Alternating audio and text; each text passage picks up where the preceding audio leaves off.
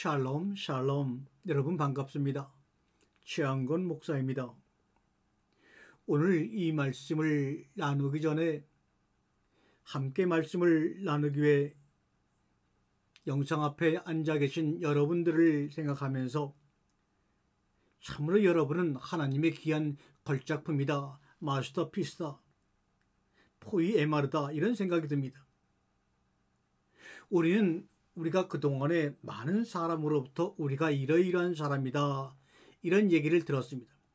그러나 제가 볼 때는 세상의 모든 사람들이 여러분 어떻게 해석하든 여러분들은 그 해석의 그릇에 넘치고 넘치는 귀한 걸작품이라는 것을 저는 알고 있습니다. 그렇기 때문에 힘든 여정을 통해서 쉬지 않고 여러분과 함께 말씀으로 교통하고 인연을 깊이 맺어가서 하나님 나라에서의 삶을 미리 앞당겨 경험하고 있는 것입니다. 우리가 시인 중에서 가지 않는 길이라는 시를 쓴 로버트 프로스트는 웬만한 분들은 다 압니다. 그분이 자기가 시를 쓰면서 시라고 하는 것은 이렇다라고 정의를 내려놓은 말이 있습니다. 시란 번역의 과정에서 잊어버린 그 무엇이다.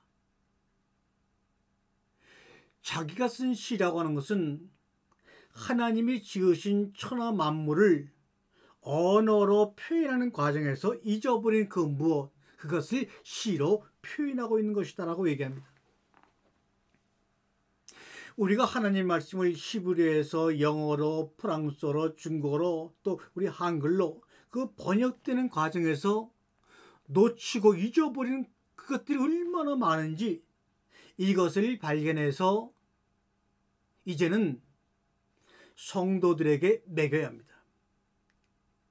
번역 과정에서 잊어버리지 않고 그대로 보여지는 문자적인 뜻들은 이미 우리나라도 100년 이상 동안 또 2000년 동안 전 세계가 사람들에게 먹였으므로 하나님이 히브리를 통해서 우리에게 주시고자 하는 말씀을 기록한 그 말씀의 번역 과정에서, 해석 과정에서 잊어버린 그 무엇을 찾아서 우리는 양식을 만들어 서로 먹여야 합니다. 그것을 우리는 하늘나라의 말씀, 하늘나라의 시 한 편이라고 얘기합니다.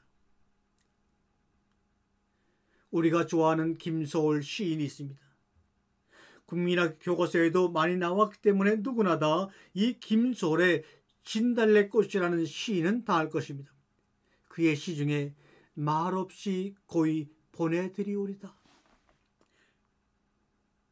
이 말없이 고이 보내드리오다라는 것은 인간의 마음을 표현하고 번역하는 과정에서 어떤 잊어버린 것을 표현하려고 말없이 고이 보내드리오다라고 했을까요? 만약 이것을 영어로 번역한다면 지금 우리가 읽고 있는 말없이 고이 보내드리오다라는 그 애란한 맛이 날까요? 말없이 보내드리오다를 영어로 번역하면 I will let thee go without saying a word라고 번역합니다. 말없이 고이 보내드리오다라는 그 애른하고 그리운 맛이 제가 지금 영어로 번역한 I will you go without saying a word라는 이 문장에서 표현이 됩니까? No. 말없이 고이 보내드리오니 사뿐히 들여밟고 가시옵소서. 이 말없이 고이 보내드려다는 그냥 그럭저럭 번역을 했는데 사뿐히 들여밟고 가시옵소서 라는 문장을 보니까 도저히 번역할 수가 없지요. 왜요? 들여밟고라는 말을 도대체 어떻게 번역합니까? 우리가 주님이 사용하신 히브리어나 헬라어에도 이런 단어들이 많은데 이것을 무슨 수로 우리가 번역을 해서 옮겼겠습니까? 그러니 번역할 수 없는 것을 성령님이 기억나게 하시고 성령님이 가르쳐 주시고 성령님이 생각나게 하셔서 말씀을 전하는 자들이 바로 목사가 되어야 합니다. 시란 포로스의 말대로 번역의 과정에서 잊어버린 그 무엇입니다. 하나님의 말씀이라는 것은 하나님이 창조한 그 창조의 과정을 우리가 깨닫고 경험하며 서로 나누는 과정에서 잊어버린 그 무엇을 하나님의 마음을 우리에게 표현하려고 시라는 하나님의 말씀 창세기도 허락하신 겁니다. 베레시트 바라 엘로임 화샴마임 옛 하레치 창세기 1장 1절의 말씀입니다. 우리가 하늘나라의 언어를 시의 언어를 온전히 잡아서 완벽하게 번역할 수 있는 언어는 이 세상에 그 무엇도 없습니다. 어떤 언어도 불가능합니다. 또 언어 말고 사람은 더욱 그렇습니다. 그 사람은 돈이 없어, 그 사람은 건강하지 못해, 그 사람은 지위가 없어 하면서 무자르듯 뚝 잘라 그 사람을 해석할 수가 없습니다.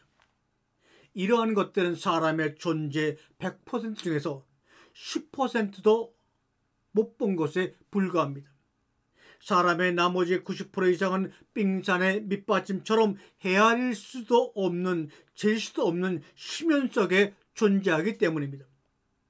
그러니 그 사람의 눈에 보이는 그 사람의 10%의 초라함 때문에 90%의 가능성을 죽여서는 더욱더 아니 됩니다.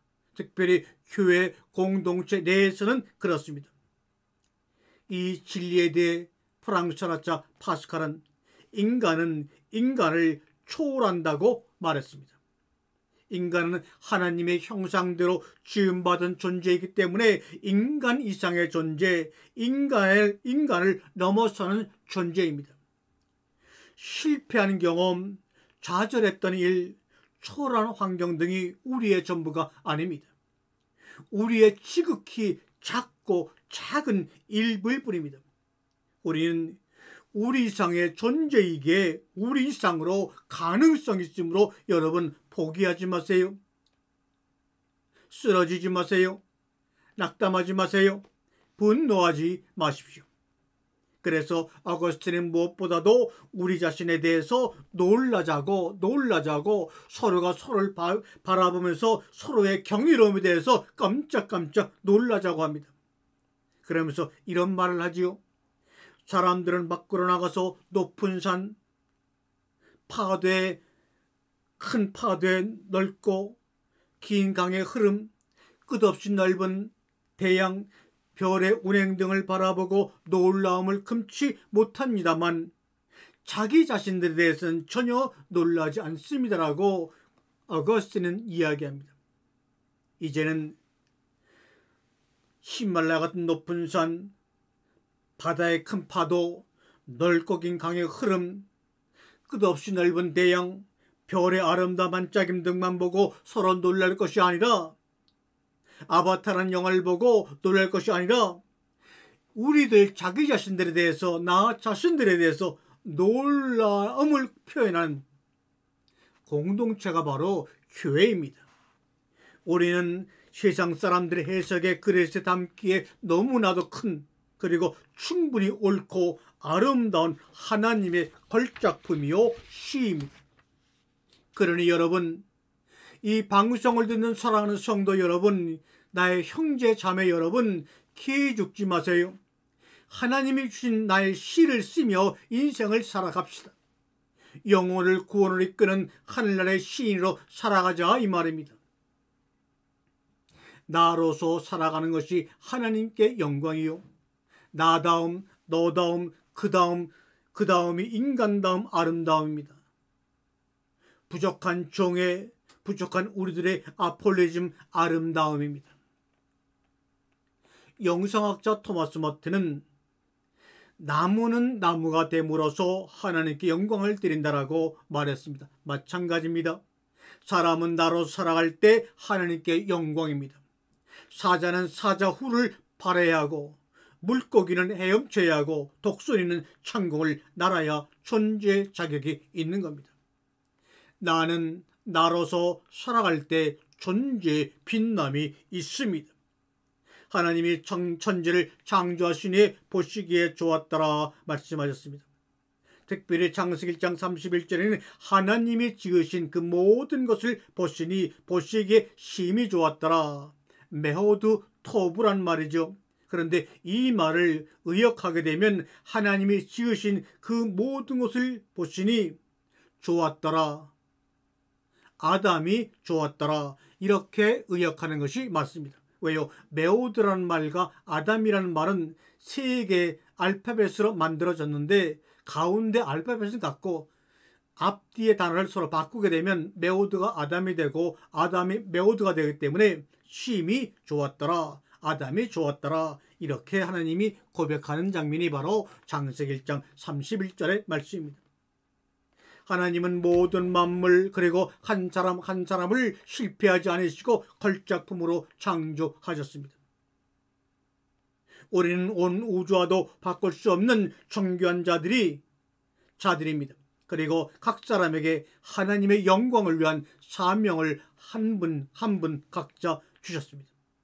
그래야 우리는 모두 하나님 보시기에 좋고 우수하고 아름답고 선하고 옳습니다. 만물이 다 그러합니다. 하늘이 땅이 될 수 없고 땅이 하늘이 될 수가 없습니다. 태양이 달이 될 수가 없고 달이 낯을 주관할 수가 없습니다. 모두 다 높낮이가 없는 자신의 역할이 있고 자신의 아름다움이 있습니다. 흙은 부드러워서 좋은 것이고 돌은 딱딱하기에 나쁜 것이라고 말할 수가 없는 이치입니다. 장미꽃이 할미꽃보다 더 고매하다든가 호랑이의 삶이 두더지의 삶보다 더 늠름하고 보람있다고 말할 수도 없습니다. 말이 달팽이를 보고 너는 왜 그리 느리냐고 말한다면, 가로수가 전봇대를 보고 너는 왜 꽃을 피우지 않느냐고 말한다면, 코끼리가 돼지를 보고 코도 없는 놈이라고 비양거린다면 하나님의 창조를 모독하는 것입니다. 이른바 토끼와 거북이 경주에서 이긴 거북이는 하나님께 엄청 혼이 나는 것을 제가 보았습니다. 거북아 이놈아, 왜 땅에서 토끼와 경주를 했니? 토끼가 그렇게 부러웠니? 땅은 내 그라운드가 아니잖아. 바다에서 너는 누구보다도 우아하게 헤엄칠 수 있잖니. 너는 토끼가 아닌 거북이로 있을 때가 가장 멋지단자. 그리고 하나님은 한 말씀을 거북이에게 더하셨습니다. 땅에서 토끼보다 빠르게 뛰는 거북이를 보면 사람들이 말세라고 하면서 총으로 쏠지도 모른단다 말이죠. 수박이 부럽다며 호박의 제 몸에 줄을 그을 필요가 없습니다. 달 또한 태양이 부럽다고 제 몸을 불덩어리로 만들 필요가 없습니다. 호박은 호박일 때, 달은 달일 때 가장 아름답습니다. 나 다음이, 너 다음이 아름다움이고, 너 다음이, 그 다음이 아름다움입니다. 인간 다음이 아름다움입니다. 하나님을 영화롭게 하는 것은 멋져 보이는 그의 사명을 흉내낼 때가 아니라 나에게 주신 사명을 다 할 때입니다. 하나님을 영화롭게 하는 삶은 복사본이나 모조본이 아니라 원본으로 사는 겁니다. 우리가 가장 본받아야 하는 예수님의 아름다움이 바로 이 고백에 들어 있습니다. 요한복음 17장 4절에 나오는 고백입니다. 아버지께서 내게 하라고 주신 일을 내가 이루어 아버지를 이 세상에서 영화롭게 하였사오니. 아멘, 아멘. 내게 하라고 주신 일을 내가 이루었습니다. 우리가 우리의 삶을 결정하는 날, 예수님의 이 고백을 할 때 가장 영광스러운 삶을 사셨던 것처럼 우리의 삶도 그런 영광스러운 삶으로 마치기를 소망해 봅니다. 사랑하는 성도 여러분, 비교하지 않고 나답게 살기 합시다. 어느 랍비가 죽어서 하나님 앞으로 갔습니다. 랍비는 하나님께 죄송하다면서 이런 말을 했어요. 하나님, 저는 민족의 해방자 모세처럼 살지도 못했고 예언자 엘리야처럼 살지도 못했습니다. 용서하시기 바랍니다. 그러나 하나님이 이렇게 말씀했습니다. 너는 모세처럼 살지 못하고 엘리야처럼 살지 못한 것이 잘못이 아니라 너답게 너 자신을 살지 못한 것이 잘못이니라. 이렇게 하나님이 얘기했다는 것입니다. 그렇습니다. 우리 모두 자신의 아름다움이 분명히 있습니다. 자기 자신의 길이 있습니다. 그 아름다움에 감사하고 자신의 길을 묵묵히 한 걸음 한 걸음씩 걸어 나아갈 때 하나님께 영광을 돌리는 삶을 사는 것입니다. 자신의 삶을 살지 않고 끝없이 비교하며 산다면 최고의 비극이요 하나님께 영광을 돌리지 않는 죄인들 삶입니다.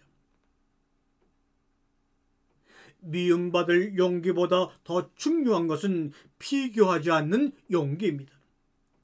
다른 사람과 나를 비교하는 것은 하늘과 땅 중에 뭐가 더 중요하냐고 묻는 것과 같습니다. 비교할 수 없는 것을 비교하려 할 때 불행은 시작됩니다. 우리 곁에는 누군가와 비교해서 안 되는 것들이 너무나 많습니다. 내 어머니가 그렇습니다. 내 아버지가 그렇습니다. 내 아내가 그렇습니다. 내 남편이 그렇습니다. 내 아이가 그렇습니다. 그리고 나도 그렇습니다. 또한 주님이 내게 주신 사명입니다. 남과 비교하면 나 다음으로 빛나는 아름다움은 사라지기 때문입니다.